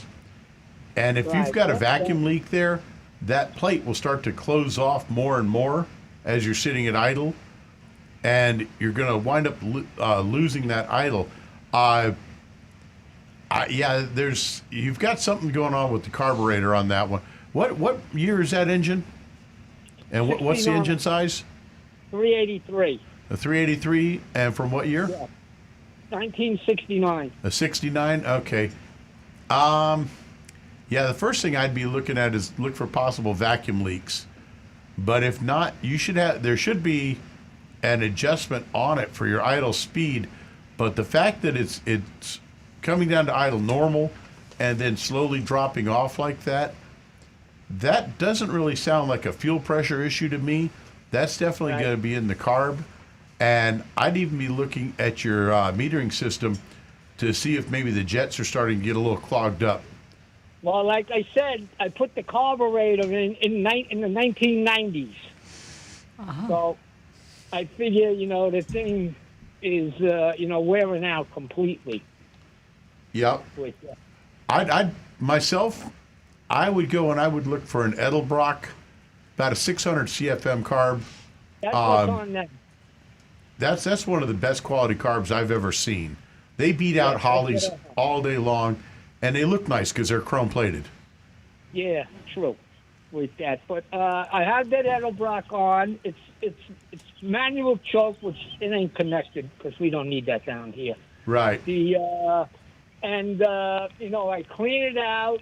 I cleaned it down here. Then while the car was running, I would spray the carb cleaner around the carburetor to see if the idle would change, right? Yep. Nothing happened there. It just stayed the same with that. So what do you think? It's just old age with the carburetor? Because the vacuum lines, I got the PVC going in, okay. I got the little one with the knob that's on it that's covered. Yep. But I guess I could just change that. And then we got the other one running to the carburetor, to the diaphragm that's off the distributor. Yeah, because that's the timing adjust. Oh, okay. For when you get at idle, the vacuum should come up a little higher at idle because you're closing off and not letting as much air in. So that should raise the vacuum of the engine, and that's going to cause that diaphragm to move on the distributor, which is going to raise the timing a little bit. Okay. So what do you think I should see? Go for the vacuum, look for the vacuum leak, and then just go for the new carburetor? Yeah, because that carburetor, if you put it on back in the 90s, that's a 30-year-old carburetor. It's looking time maybe for a new one. And I say you get a good Edelbrock on there, I bet that'll solve all your problems. Yeah, it reminds me of my pant size back in the 90s when I took a nice 34. Now I'm up to a 38-40. Good on you, Steve. Good on you. You're a hoot, Steve. Okay. The other thing is my neighbor bought a pickup truck from offlease.com, okay? Now, he wanted to ship the car up north, but when they went out of business, he couldn't get no paperwork for the car. He says they're in court in Delaware now trying to figure out all this stuff. Is there any updates with that? Wow, I haven't heard about that. So it was some corruption going on in addition to a bankruptcy. Oh, really? Well, I don't know. I haven't heard that. Oh, but he's not getting no paperwork because he went to register the car. He goes, well, you know how motor vehicle is. Yeah. They turn around and say, oh, you ain't got the right paperwork for all this stuff. So he says they're in court in Delaware now to resolve all this problem with the people that bought cars. Wow. And because when I bought, I got everything there, the registration and the plates and everything. So it was a one-day affair. So I got everything there. I didn't want to go to motor. With that, I was just wondering if there's any updates with the. I haven't heard a word. In fact, I know the former owner, and he was still a 30% owner. I've had him on the show. He's called in a couple times, and when this bankruptcy they suddenly went out of business. I mean, it was like overnight. I know. And I tried to call him, and he didn't answer his phone, which is, I guess, kind of understandable. So I'll call him again, see what I can find out. Maybe I can get through to him. Yeah, because I don't even see articles in the paper about it or anything. Yeah, it's been pretty quiet. His name is Fisher, Fischer, and I've got him in my contacts. I'll give him a call after the show. All right, that's if the phone number is disconnected. Yeah, well then I'll let you know if it is. Here All right, today, all right, gone let me go. tomorrow. Thank you, Yes, Steve. all right, everybody have a good weekend. Thank you. You Thank too. you. Bye-bye. To Yvonne, who was holding, she was a first-time caller. Yvonne, see if you can get through. I'm sorry that you hung up. Okay, we have got 9:28 on the clock, so I think that we are going to go to Big Dog Ranch. Not literally, but Come on, let's go down to the car. we have a video, and that video is this big, beautiful dog, Lalo. Lay low. Lalo. She's Here- 2 years old, Here she comes. and she is she's just a beautiful dog. I'll let you take a look at the video, and you can see yourself what she looks like. Let it roll, Jonathan. Hey everybody, we have here is Lalo. He is a 2-year-old Tibetan Mastiff. He's 110 pounds. He is a big, mushy baby. He's very lazy, mellow. He's strong, but very easy on a leash. He's simple walks. He prefers short walks. And You then could ride him. basically vegging out on the couch, probably. He's a little sloppy on this front end. Come here, turn around, buddy. Come here, turn around. Say hi to the camera. Hi. So I'm always washing his face and everything. He did have a facelift. Unfortunately, his skin was too. What? There was too much skin that covered his eyes, so we actually had to take some of that away and gave him a little facelift. Well, that's a first-class outfit. Wow. Here's his Plastic scar surgery, yeah. from the surgery where they took some skin away. But now his eyes, he can start seeing again. He is on eye drops and medicine for it, but he's doing a lot better and can see now. Before he couldn't see unless he walked with his face head down because the skin will lay over his eyes. But now he's doing good. He's a big mush. He runs so funny. It's kind of like a bloop bloop. Layla, you want to turn around? Picture he So would Layla gallop. is a big mushy love. He seems to be really well with other he's dogs. beautiful. She's beautiful. He doesn't react when they go past his room. But he is available if you'd like to get some more information about Lalo here. You go to bdrr.org/adopt and make a visit and come on in and see him. He's a big mushy love. Oh, okay. So whenever you adopt a dog, it is an adoption, but there's always there's costs incurred. The Big Dog Ranch Rescue or some of the the other local ones. Hey, we take. All right, I could take it live now. Ladies and gentlemen, I just want to let you know that Lalo is ready for adoption, and her owners had to give him up. I want to keep referring to it as her. They had to give him up because they just couldn't take care of him any longer.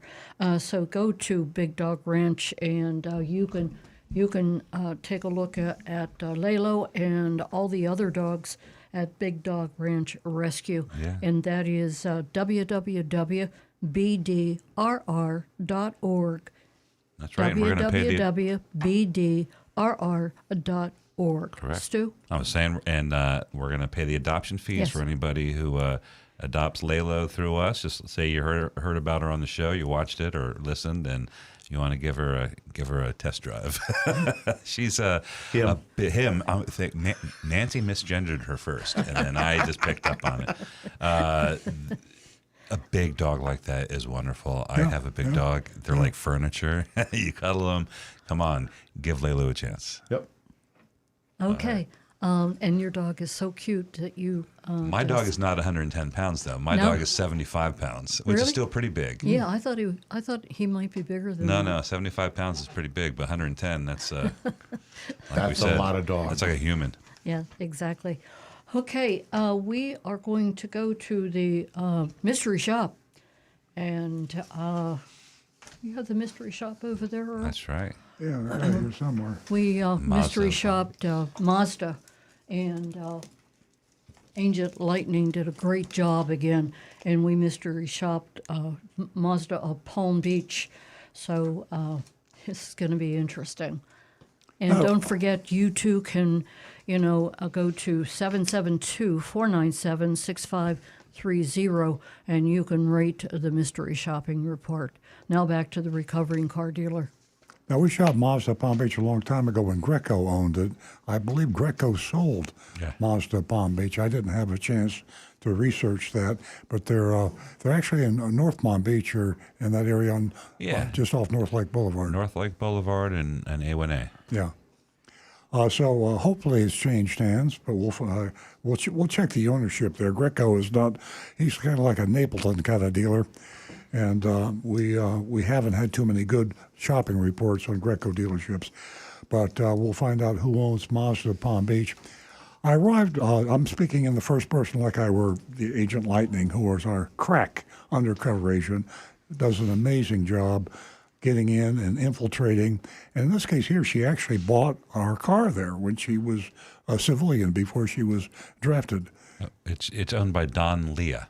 Don Leah. We did this on a shop a long time ago. It's from New York. And I found it on their Better Business Bureau profile. They have a 1.31 out of 5 stars on customer reviews. 1.3. Yeah. Well, it's on Better Business Bureau, and usually people who go there are highly motivated. Yeah. They don't go there to leave good reviews. Okay. Except for us. Oh, sorry. Okay, I'm Agent Lightning, and I arrived mid-afternoon, wandered around the lot for a bit before heading inside. Once inside, I noticed that all the salesmen were standing at attention with their hands behind their backs in the sales office and appeared to be in a meeting. I have a mental image of that. I mean, I'm assuming she really saw this. It's kind of bizarre. Kind of like a military formation. Yeah. I don't know. But if Agent Lightning said that's what happened, that's what happened. Okay. One of the salesmen saw me, got a big smile on his face, turned around, and came to greet me. He asked me what brought me in today, and I said I was wondering if they had any Mazda CX-5s in stock. He replied, "We've got a bunch of them. So come with me, let's go take a look." On the way out the door, he thanked me for getting him out of the meeting. I can understand why. I laughed, said, "It looks like everyone's getting scolded. They aren't going to charge me extra for that, are they?" Since I'm pulling you out of the meeting, he laughed, said, "No, we'll still get you a good deal." We headed out to the lot to see the inventory, which they indeed did have a ton of cars. Now that's, if you've been listening to the show for a while, it's been a while since we've heard anybody have a ton of cars. So here's a Mazda dealer that's got lots and lots of cars. He asked me which trim level and color I wanted. I told him I really like the dark blue or black, and a higher trim level is preferred. He started out. He started pointing them all out to me. I asked which one's the higher trim level. He said, "I've only been here for a week, and I'm still learning. We will have to look at the window stickers." You'll learn to do a lot of that if you're shopping for cars. Is a high turnover with salespeople, and oftentimes you get a rookie who's only been around for a short time. This is one of them. He took his time and walked around all the different cars, and then I finally picked one out and said, "I like this one." It was a new 2024 Mazda CX-5 2.5S preferred in jet black mica. I turned to him and said, "I didn't catch your name." He replied, "Daryl." Extended his hand for a handshake. He left me standing outside by the cars, headed inside for the keys.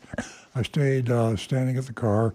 When he returned and unlocked the car, he said I was trying to get a picture of the window sticker with all the features. So he peeled it off to make it easier for me. I don't know how he peeled it off. I mean, those things are run pretty tough. No, they come out kind of nice. Once you get your little finger there, they're better. I remember they don't leave mess anymore. It's been a long time since I tried to pull one up. I guess I only pulled them off when I was evil. Right. Yeah. Daryl's innocent action here, but unknowingly breaking a federal law. Anyway, the MSRP was $32,275. He told me that he spoke with his finance manager when he went in for the keys and was told that they have some really good rates going on right now, which is surprising, and some great incentives. So they should really be able to get me a good deal. Earl mentioned that the rates are between 2% and 3% for new vehicles through Mazda. Of course, needless to say, with interest rates higher than they've been in many years. A 2 or 3% rate is a great rate. And if he's accurate about Mazda having 2 and 3% in-house financing, that is a good deal. He pulled the CX-5 out of the parking spot so I could take a look at it, asked if I was familiar with the car, to which I replied, yes, my son has one. He went over the features with me, and then we went on a brief test drive. It was as he was pulling out of the spot, I joked with him not to wreck my car. He laughed, asked me how soon I plan on buying it. I told him, hopefully, this weekend, we'll be making a final decision and pulling the trigger. He then asked me if I'd like to see some numbers on it, which I replied yes. We headed inside to his desk where he asked me for my name and address. And when he saw that, I saw I'd been there before. She was in the computer. I was in the computer as a mystery shopper. And I love it that she lives around here when we shop locally, because she has shopped around a lot. And she knows the dealers. In this case here, she actually bought a Mazda from Mazda Palm Beach. He told me that because I'd purchased a vehicle before, that there might be a rebate for me, a discount because of customer loyalty. He then asked me what other vehicles I have in my household, and if I was going to be paying cash or financing. I told him I'd likely finance unless the rates were too high, which of course they are. And of course, unless you get the captive rate, which he said they were 2 or 3%, which is great. Then I'd consider just paying cash. After he collected all my information, he then went to go to speak with his sales manager. He wasn't going to long return, asked me what I do for a living. I looked at him and said, what's that got to do with getting the numbers for a vehicle? He said he was wanting to know because if I'm any type of a first responder, like a fireman, I guess, college graduate, then you got first responder down twice, maybe Army, a veteran, something like that. Anyway, I said, okay, that makes sense, and I feel everyone should be able to get a better discount. He left again briefly and then returned with his worksheet. The top line on the worksheet, here we go, was MSRP $32,275. We knew that. There was a $250 discount shown. That's not a whopper. He added, and I've got a question of Stu on this, he added $966.49 in taxable fees and a $999 dock fee. Well, that's a taxable fee too. Both of them are. But they actually labeled it taxable fees on the buyer's order. Okay, they just labeled it. Okay.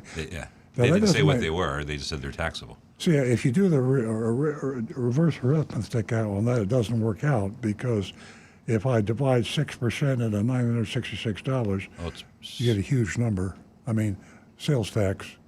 I mean, the sales tax is wrong?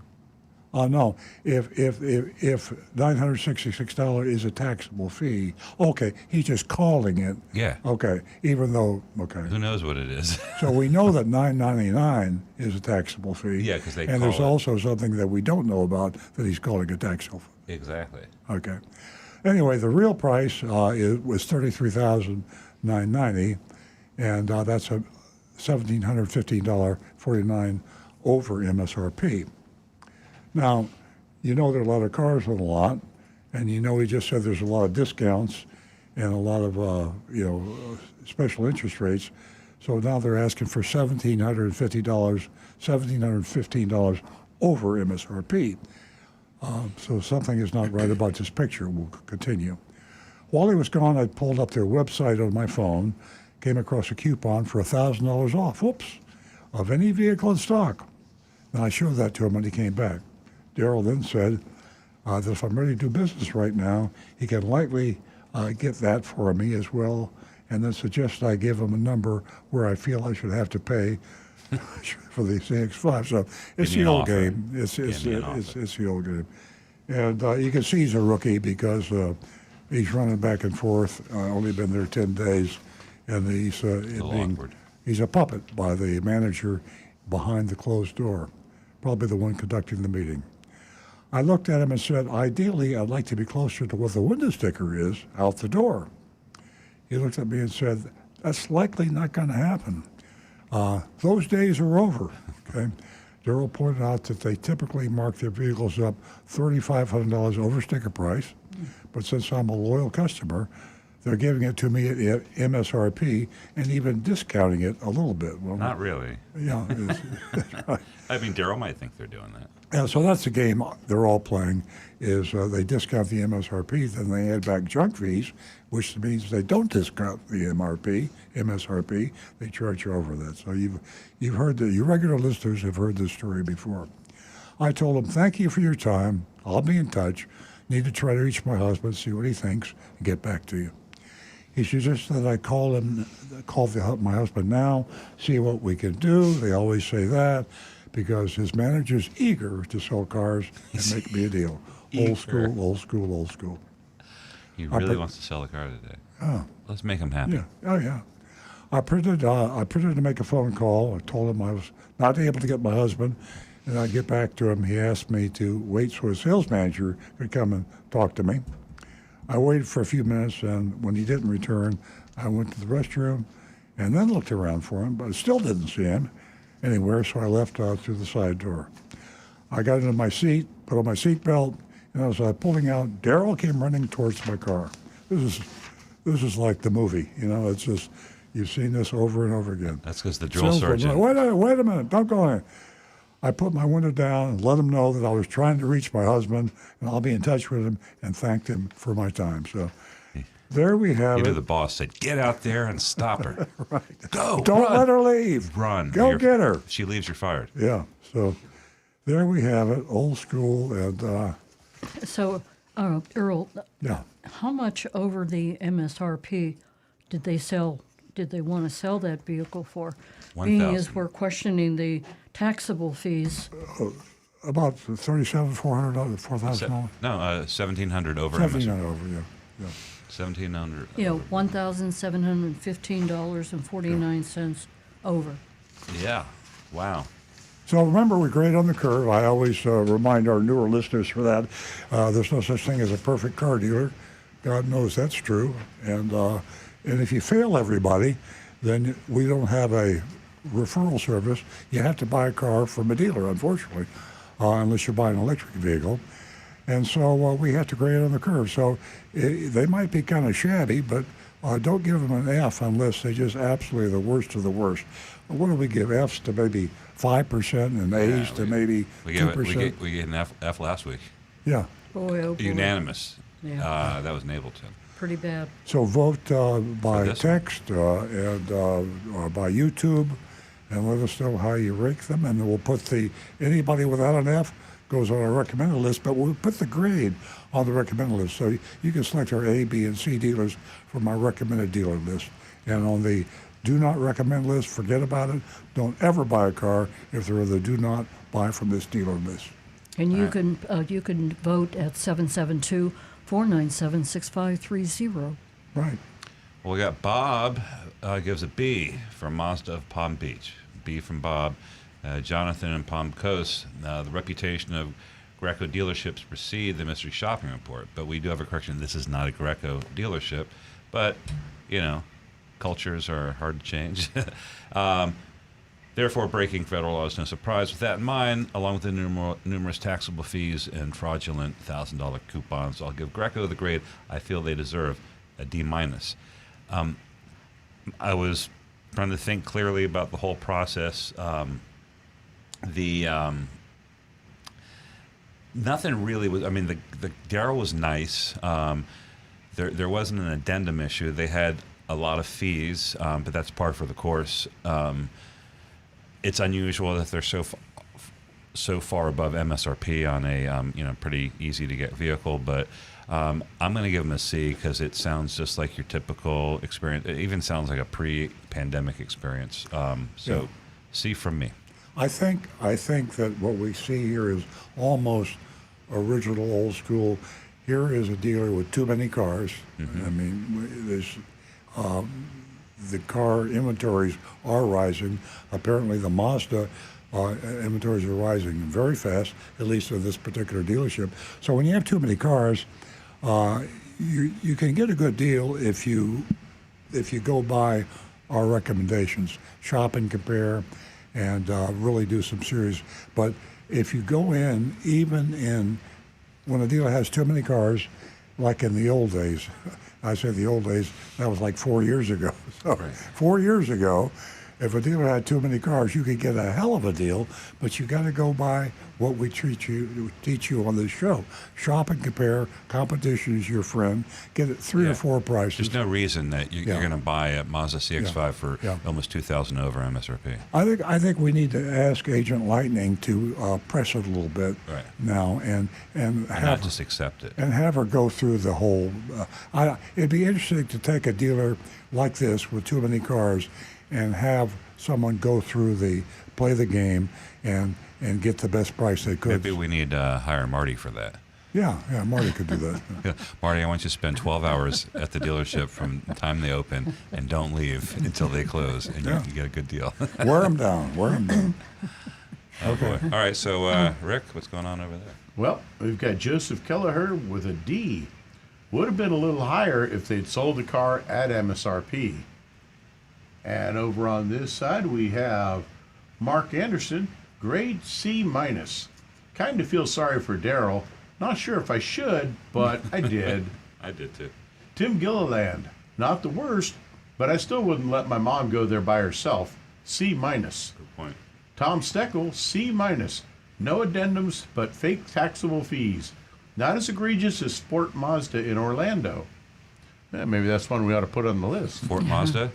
Sport Mazda in Orlando. Okay, keep that in mind. Scott H. Sr. says C. Brian Sedlatko, I'll give Mazda a C. Kyle in Pennsylvania, F. With a ton of inventory, you should be able to get one $5,000 under MSRP. Wow, Kyle's went hardball there. All right, go for it. Johnny Z. Fradley says D.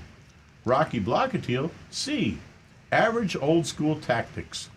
T-Cash, D for those days are over. Earl, please keep fighting for the Cars Act. Yes. Honestly. Let's see here. Cliff's Picks, D. Too high over MSRP and fees. And Cram 1624, what happened to the $1,000 coupon? You think you would take off another 1,000? D. And by the way, we did have one little note here. T-Cash says she should have brought in 34 of those $1,000 off coupons. It actually worked in Massachusetts. Apparently, one time back in the past, a guy got a free Cadillac because the advertisement did not say limit one coupon per deal. That's when they first came up with the limit one coupon per deal idea. I think so. Anytime you see a sign, that means something happened. For myself, I'm going with C. Yeah, I think it's pretty much an average place. Yeah. They're going to play that same old game. Oh, yeah. But I think if you fight it properly, you could probably get a reasonable deal. Not a good deal or great deal, but a reasonable deal. I'm sure you can. I mean, if you go by what you learn on this show or our blog, Earl on Cars, if you just use the rule using competition against them, there's nothing that works better than shopping a deal with several Mazda dealers. And in South Florida, we probably got a dozen Mazda dealers, and you could certainly get a very, very good price if all those Mazda dealers have a lot of cars in stock, which I believe they do. Nancy? Okay, I got to say, what's up with the $1,000 coupon? Why couldn't they honor it? Another thing, Daryl was very honest and said they had an overflow of inventory. What happened in negotiating? And what's up with all these fees? I have to go without saying, I give them an F. The Black Widow strikes again. All right. Well, things are starting to heat up in the market. We need a Black Widow. Yep. I got to go. Too many with it. people are complacent, and they say this dealer's doing the same thing, and you've got to, roll with the punches. I got to go with a C. Good for you. Can I have my blog? Can you hand me my blog? And Earl, this is Earl on Cars, so that's the official grade. So they go on the list with a C. I think they're already on there with a C. You know, by the way, Mazda had their best year last year. They've had a long time. Mazda has been struggling. I have a blog which we can't find right now, but I urge you to look at this week's blog at earloncars.com, and it's an open letter to honest car dealers. And I basically am trying to, I'm basically trying to get the honest car dealers, and there are a few, to write the Federal Trade Commission, call the Federal Trade Commission. We need to back the regulation that is on hold now because of the court in Texas and the National Automobile Dealers Association holding it up. July 30th was supposed to be the implementation date for the Combat Auto Retail Scam. Combat Auto Retail Scam, CARS, that's the name of the Federal Trade Commission regulation that would really save the day for consumers. Basically, bottom line, when they advertised or quoted a price, it would have to be the out-the-door price, meaning the actual price you could buy it for, plus tax and tag only, sales tax and license plate, no junk fees. Junk fees would really be stopped if this regulation goes into effect. So, Jonathan, you want to try to put that QR code up on the back? I don't know if this is going to work or not. Consumer Reports March issue has an article in there, and advertisement is inside the front cover, and they show a QR code, and the article they have is about junk fees. They are soliciting us, the consumers, to fill out this form, and then if you can scan the QR code that Jonathan will display on the screen, fine. If not, it's in the March Consumer Reports. Scan that. Sign up and tell them that you support the Federal Trade Commission's rules against combating junk fees. And if they can get enough signatures, all you have to do is fill out a little form. You don't actually have to sign anything, put your name down. And if you can go to the Consumer Report, support the petition, that'll go to the Federal Trade Commission. It's what you can do to help us and all car buyers support the Federal Trade Commission to combat auto retail scams, CARS. And my blog to the honest car dealers is simply to say, write letters of support, because the tactic being used by the NADA and the Texas Automobile Dealers Association is the car dealers don't want this. Well, honest car dealers do want this, and you let them know. So read my blog at Earl on Cars, open letter to honest car dealers, and try to give us some support. All right. Hey, Earl, have we got time for one last quick question here? I guess. Sure. Kim appreciates life, as she says, I was trying to call, but the line was busy. I'll try next week. But she says, if you only had a Tesla and no internal combustion engine car, would you feel safe to try to get out of Florida during a hurricane? I would, because it's a Tesla, because there's a ton of charging all over the United States, and Florida's got a ton of chargers. But to answer the question, when a hurricane comes, Earl doesn't go anywhere. True. Yeah. Well, I've got a 300-mile range, so I can almost get out of Florida on one charge. You can get to Jacksonville easily. And a quick note here from Donovan. He says, interesting news.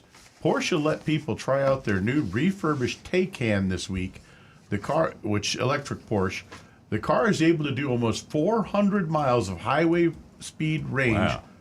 But more interestingly, it can charge from 5% to 80% in just 14 minutes. Great. It adds 200 miles of range in just 8 minutes. This is the first next-gen EV with next-gen batteries and charging. And it only costs $400,000, right? I don't know the price on that one, but I mean, let's face it.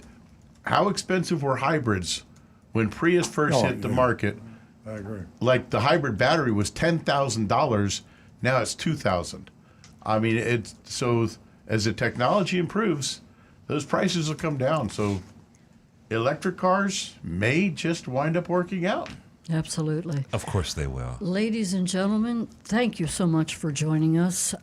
We definitely enjoy your company and all the information that you have to share with us. Stay tuned next week at the same time at 8 a.m. right here on a Saturday morning. Have a great weekend, everyone.